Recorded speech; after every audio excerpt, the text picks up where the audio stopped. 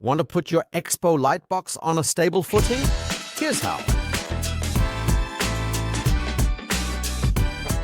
We usually connect lightboxes in an L, T, or cross shape, which provides stability. However, if your lightbox is standing alone in the room, it needs feet. These base plates, also called base plates, come in two types, narrow and wide. We recommend the wide ones for heights of 3 meters or more. You'll also need one hollow screw and one nut for each. By the way, these rubber pads are also included in case you're exhibiting not on a trade fair floor, but for example, on parquet.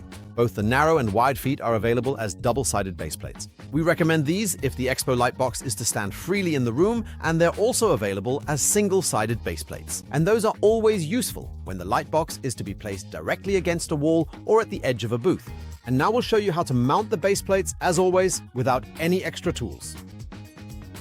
We grab one of the hollow screws and screw it onto our base plate.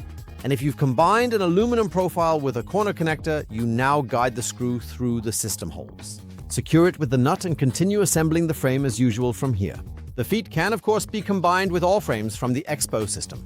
And because the screws are hollow, you have the option to run the power supply through the foot into the lightbox. We'll cover the whole topic of wiring in another video, so now we'll show you a second option.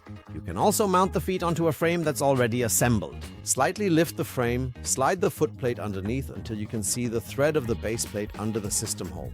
Screw it in and secure it again with the nut. Especially for taller setups, we recommend tightening it again with the PIXLIP key. Now the lightbox stands on a secure footing. You can find more useful videos at PIXLIP